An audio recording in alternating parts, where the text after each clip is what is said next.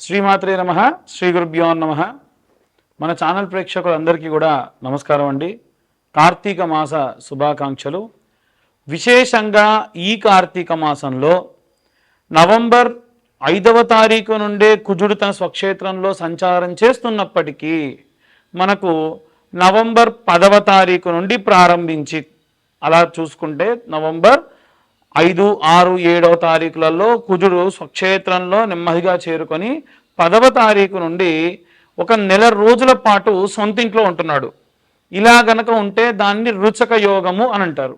రుచక యోగం అంటే అబ్బా ఇక పట్టిందల్లా బంగారం. కొన్ని రాశుల వారికి అందులో ముఖ్యంగా చూసుకున్నట్టయితే వృశ్చిక రాశి వారికి, మేషరాశి వారికి, అలాగే ఈ యొక్క కుంభరాశి వారికి, సప్తమాధిపతి అయినటువంటి వారికి, దశమాధిపతి అయినటువంటి వారికి అద్భుతంగా ఉంటుంది. ఊదరగొట్టేస్తూ ఉంటారు.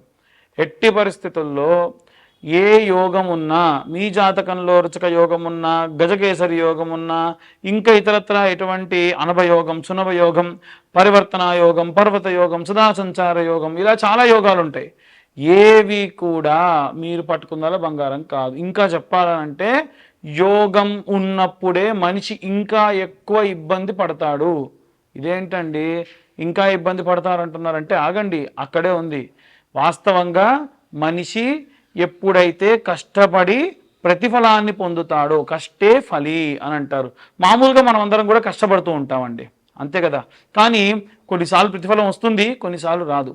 అలా కాకుండా ఎప్పుడైతే మనం కష్టపడతామో మన కష్టానికి తగిన ప్రతిఫలం అనేటువంటిది ఖచ్చితంగా ఈ యొక్క రుచక యోగంలో ఉంటుంది. ఈ రుచక యోగంలో భాగంగా ద్వాదశ రాశుల వారికి ఎలా ఉండబోతుంది, కష్టపడినటువంటి కష్టానికి ఏ ఏ రాశుల వారికి ప్రతిఫలం వస్తుంది, ఏ ఏ రాశుల వారు ఎంత కష్టపడ్డాగా అలాగే ఉంటారు అనేటువంటి విషయాన్ని ఇప్పుడు మనం తెలుసుకుందాం. తదుపరి ధనుస్సు రాశి. ధనుస్సు రాశి వారికి సంబంధించి రుచక యోగం అనేటువంటిది ఎలా యోగిస్తుంది అనేటువంటి విషయాన్ని ఇప్పుడు మనం తెలుసుకుందాం. ముఖ్యంగా ధనుస్సు రాశి వారికి సంబంధించి 12వ స్థానంలో బుధుడు, కుజుడు, అలాగే ఏకాదశం అంటే ద్వితీయ లాభస్థానంలో సూర్యుడు, శుక్రుడు, అలాగే తృతీయ స్థానంలో రాహువు. ఈ ధనుస్సు రాశి వాళ్ళు ఎలా అయితే ఉంటారో ఈ వీళ్ళ గ్రహ సంచారం కూడా అలాగే ఉంటాయనిపిస్తుంది అండి ఒక్కోసారి. ఎందుకంటే ఏదో ఇల్లు కడుతున్నట్టు, ఇటుకపై ఇటుక పేర్చినట్టు. వీళ్ళు చూడండి 12వ ఇంట ఖర్చుతో కూడుకున్న చోట బుధుడు, సూర్యుడు అంటే వ్యాపారానికి, అలాగే బుధుడు, కుజుడు వ్యాపారానికి సంబంధించి, అలాగే బిజినెస్కి సంబంధించిన దాంతో పాటుగా భూమికి సంబంధించి ఈ రెండు కలపండి. బిజినెస్ ప్లస్ భూమి అంటే రియల్ ఎస్టేట్. ఇవి వీళ్ళకి యోగిస్తాయా, యోగించవా అంటే ఖచ్చితంగా యోగిస్తాయి, దాంట్లో సందేహం లేదు. ఇక ఏకాదశ స్థానము అంటే 2వ లాభస్థానంలో సూర్యుడు, శుక్రుడు కలిసి ఉన్నారు. అంటే ఏదైనా సరే 2వ ఇన్కమ్ సోర్స్ విషయంలో శుక్రుడు స్వక్షేత్రంలోకి వచ్చాడు కాబట్టి బాగుంటుంది. సినిమా వాళ్ళకు కూడా బాగుంటుంది, రాజకీయ నాయకులకు అంతంత మాత్రంగా ఉంటుంది. అంత యోగ్యంగా ఉంటుందని చెప్పేటందుకు ఆస్కారం లేదు. 9వ స్థానంలో కేతువు. 9వ స్థానం ఎప్పుడు దూర ప్రాంతాలు ప్రయాణం చేయడం, ఆ ప్రయాణంలో ఇబ్బందులు పెట్టేటువంటి క్రమంలో జరుగుతూ ఉంటుంది. ఎప్పుడైతే వీరికి తృతీయంలో రాహు, 12లో గనక కుజుడు, అలాగే బుధుడు ఉంటాడో దూర ప్రాంతాలు ప్రయాణం చేయరు.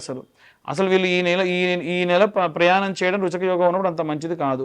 రుచక యోగం 12 జరుగుతుంది కాబట్టి లాభానికి సంబంధించినటువంటి విషయాల్లో చాలా అద్భుతంగా కనిపిస్తూ ఉంది. 8వ స్థానంలో గురువు. పరివర్తన సంబంధితమైనటువంటి విషయాల్లో ఏదన్నా కొంతమంది కొన్ని తినే తిండిని మానేస్తారు. ఇవాళ రేపు ఏంటంటే షుగర్ తినొద్దు అనేటువంటిది ఏదో కాన్సెప్ట్ పెట్టుకున్నారు పిల్లలు. అంటే ఇన్ని రోజుల దాకా నేను షుగర్ తినను అని ఉంటారు. వీళ్ళు ఉండగలరు అనమాట. వీరి దగ్గర ఉండేటువంటి ఆ స్టామినా అలాంటిది. కాబట్టి వీళ్ళు తృతీయ స్థానంలో రాహు, పాపగ్రహ సంచారం, రాహు శనిగ్రహంతో కలిసి 3వ ఇంట ఉంది. ఖచ్చితంగా వీరు మాట్లాడిన మాటలకైతే విలువ ఉండదు. వీరికి ఇన్కమ్ ఉంటుంది, వీరికి లాభంలో ఉంటారు, కానీ వీరికి వాల్యూ అనేటువంటిది ఎక్స్పెక్ట్ చేయడం వరకు మంచిది కాదు. 4వ ఇంట శనిగ్రహ సంచారం చేయడం వలన కుటుంబ సభ్యులకు ఎవరికైనా సరే ఆరోగ్య సంబంధితమైనటువంటి విషయాల్లో ఆందోళన కలిగిస్తూ ఉంటుంది. చిన్న ఉదాహరణ చెప్తానండి. రీసెంట్గా జరిగినటువంటి ఒక సంఘటన, నా దగ్గరకు వచ్చేటువంటి వాళ్ళు నేను వాళ్ళని ఏంటంటే సాధారణంగా జాతకమే కాకుండా కేస్ స్టడీ, అసలు ఇన్సిడెంట్స్ ఏం జరుగుతున్నాయి అనేటువంటిది తీసుకుంటాం.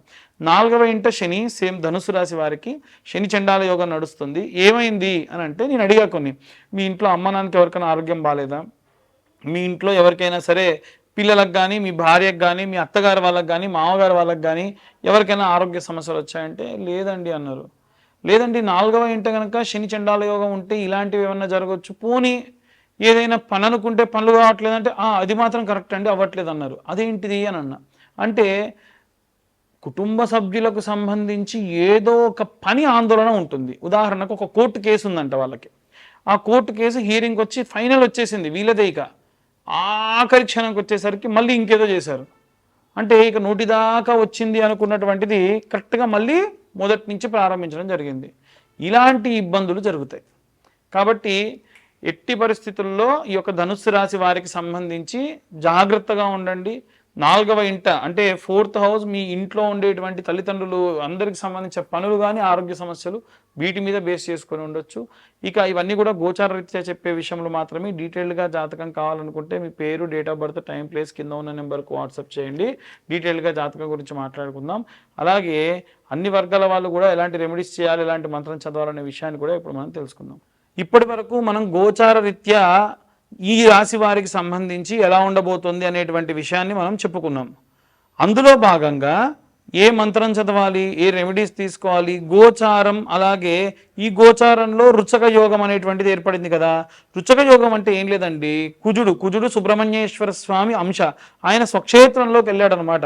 వెళ్ళినప్పుడు సర్ప సంబంధిత దోషాలు ఉన్నవారు కానివ్వండి, సర్ప సంబంధిత దోషములతో ఉండి సంతానం లేనివారు కానివ్వండి, సర్ప సంబంధిత దోషములతో ఉన్న వాళ్ళు వివాహం కాని వాళ్ళు కానివ్వండి, ఇప్పుడు నేను చెప్పే రెమెడీస్ పాటించడం వలన సర్పదోషములు, కుజదోషములు పోగొట్టుకుంటారు.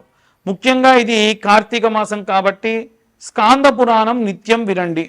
కనీసం ఒక 11 సార్లు పూర్తి చేయండి వినడం ఈ యొక్క స్కాంద పురాణం. దీని వలన సగం దోషం పోతుంది కుజదోషం ఉన్న వాళ్ళకి. Point number 1. పాయింట్ నెంబర్ 2 ఏమిటి అని అంటే, మీరు నవనాగ మంత్రం చదవాలి. ఆ నవనాగ మంత్రం ఏంటో చెబుతున్నాను, మరొకసారి అందరూ కూడా నాతో పాటు రిపీట్ చేయొచ్చు, లేదా మీరు 2 సార్లు చెప్తాను, రాసుకోండి ఆ మంత్రాన్ని. ఆ మంత్రం ఏమిటంటే, అనంతం వాసుకిం శేషం, అనంతం వాసుకిం శేషం, పద్మనాభంచ కంబలం, పద్మనాభంచ కంబలం, శంఖపాలం ధృతారాష్టం, శంఖపాలం ధృతారాష్టం, తక్షకం కాళియం తదా, తక్షకం కాళియం తదా. శివుడి మెడలో ఉండేటువంటి సర్పం, వాసుకి దగ్గర నుండి విష్ణుమూర్తి కింద ఉండేటువంటి సర్పం, పద్మనాభుడి వరకు కూడా విశేషంగా ఈ యొక్క నవనాగులు, వీరిద్దరి మధ్యలో ఇంకా 7 సర్పాలు ఉంటాయి. వీటన్నిటికీ పైన ఒక సర్పం, కింద ఒక సర్పం, ఏకాదశి సర్పములు ఉంటాయి. కానీ 9 సర్పముల యొక్క నామములు పఠించిన చేత మీకు సర్పదోషములు ఏమున్నా పోతాయి. నిత్యం 11 సార్లు చదవాలి. కార్తీక మాసంలో మనకు రుచయోగ యోగం ఉన్నప్పుడు చదివితే ఇంకా విశేషమైన సత్ఫలితం ఉంటుంది. మరొకసారి ఆ మంత్రం చెప్తాను చూడండి.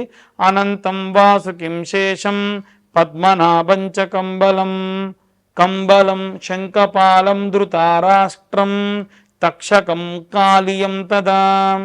ఒకవేళ నేను చెప్పేటువంటిది రాసుకోవడం ఇబ్బంది అవుతుంది, నేను పాస్ చేసుకొని గట్రా రాసుకోలేను అనుకునేటువంటి వాళ్ళు ఏం చేయండి అంటే, మీరు గూగుల్లో నవనాగ మంత్రము, నవనాగ స్తోత్రము అని కొట్టినా కానీ విశేషంగా వస్తుంది. ఇక మరి మంత్రం చెప్పారు, బాగానే ఉంది, రెమెడీస్ ఏంటి అని అంటారు. నిజంగా మనకు సర్పదోషం అనేటువంటిది ఎలా వస్తుందంటే, ఒక పుట్టను కూల్చిన, అదేందండి నేను పుట్టినప్పటి నుంచి పుట్టలేని, అసలు జోలికే పోలేనొచ్చు, ఈ జన్మలో చేసిన పాపం కాదు. సర్పదోషం జన్మజన్మల పాపాల నుంచి వస్తుంది.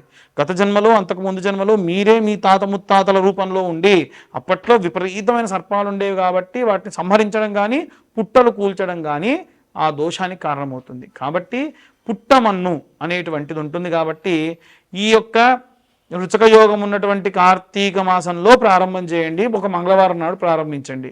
ప్రారంభించి ఏం చేయాలనంటే, పుట్టమన్ను తీసుకెళ్ళి ఎక్కడ పుట్టలుంటే అక్కడ పుట్టమన్ను వేయండి, పాలు కూడా పోయండి. అదేంటండి పుట్టమన్ను పోసి పాలు పోస్తే ఏమవుతుంది అనేటువంటి సందేహం రావచ్చు. సర్వసాధారణంగా వచ్చేటువంటి సందేహమే.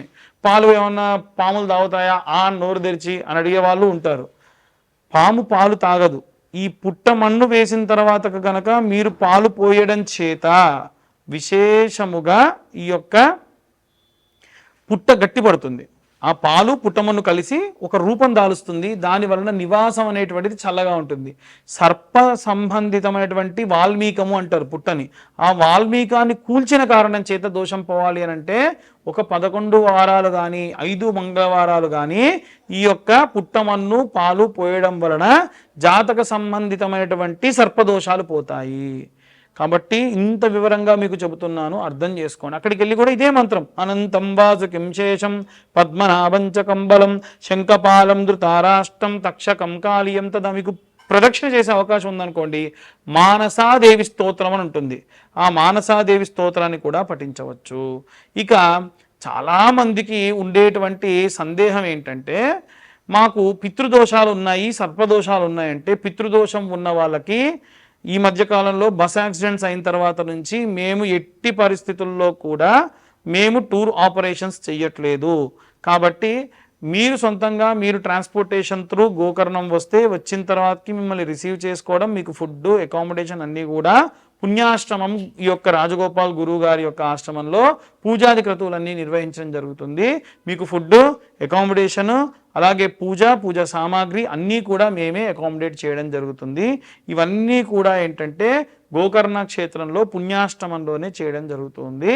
కాబట్టి చాలామంది 12,000 కదండి అక్కడికి వెళ్తే మీరేంటి 21,000 అంటున్నారు. అక్కడ పూజా సామాగ్రికి 12,000, పూజకు 12,000. మేము చెప్పేది రెండు కలిపి, ఫుడ్ అకామిడేషన్ కలిపి మీకు మొత్తం పూజ పూర్తయి అక్కడికి వెళ్ళేంత వరకు కూడా 21,000 రూపాయలు ఛార్జ్ చేస్తాము.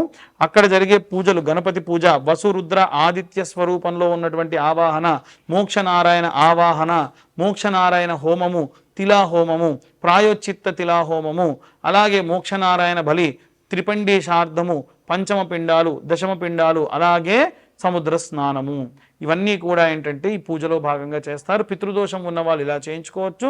సర్పదోషం ఉన్న వాళ్ళు ఇప్పుడు నేను చెప్పినటువంటి రెమెడీ పాటించవచ్చు. దయచేసి జాతకం కోసం ఎవరన్నా కాల్ చేయాలంటే మీ పేరు, డేట్ ఆఫ్ బర్త్, టైం ఉంటేనే కాల్ చేయండి అమ్మా. లేకుంటే ఇప్పుడు నేను చెప్పిన ఈ మంత్రం చదువుకున్నంత మాత్రం చేత జాతకం రీత్యా ఉన్న ఇబ్బందులు పోతాయి.